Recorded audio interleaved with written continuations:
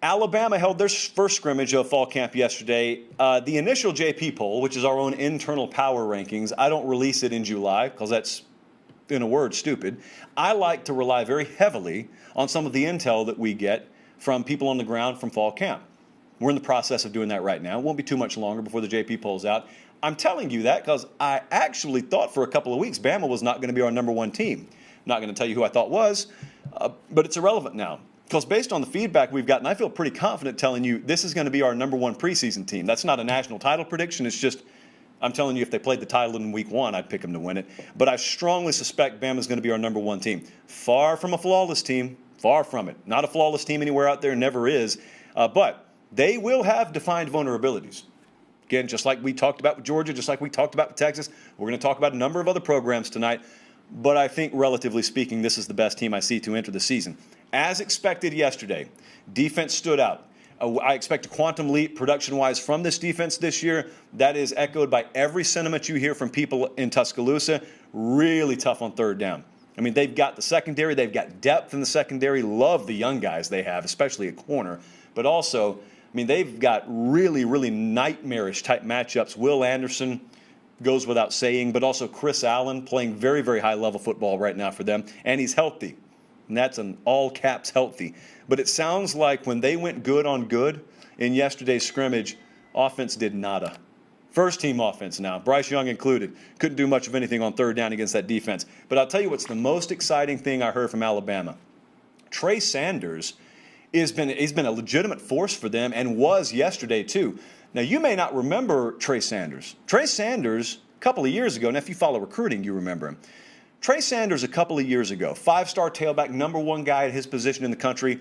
He chooses Alabama over Georgia, huge recruiting win for Nick Saban, but he misses that year. Then he misses the following year. And you know what happens. Once guys start getting hurt, especially at Alabama, and doubly especially at the tailback position, you just start to assume, right or wrong, they've been recruited over. And not only has Trey Sanders not been recruited over, sounds like he's genuinely back to pre-injury form.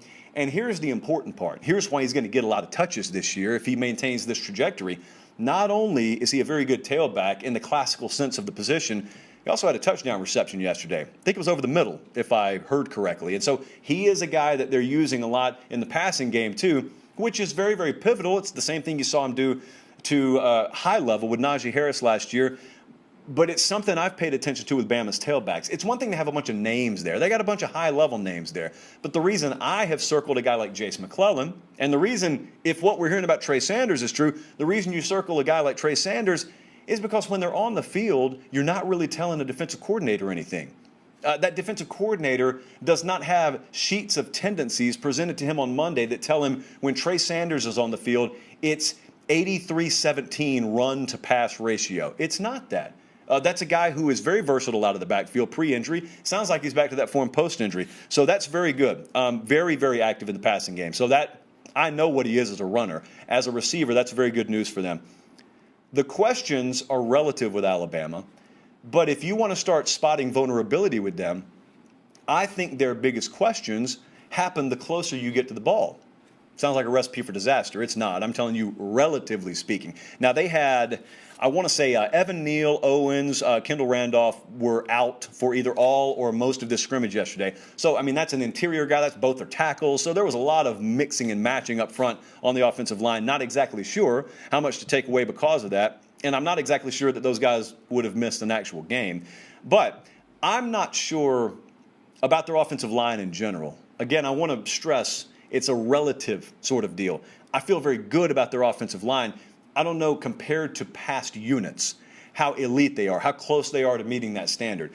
I will tell you, they believe J.C. Latham is eventually going to be a factor this year. Now, that's a true freshman, five-star offensive tackle. He got in the rotation some yesterday. They have worked him occasionally with the ones, rotationally at practice. If you were to see him slide in there, it would probably end up being at right tackle. He got a fair amount of reps yesterday because Kendall Randolph ended up spraining his ankle. But Randolph's a guy that Nick Saban's spoken very highly of. They've got some options on the offensive line. What I'm telling you is I don't know that their upside matches some of these incredible NFL future first and second round laden offensive linemen they've had in the past. But it may.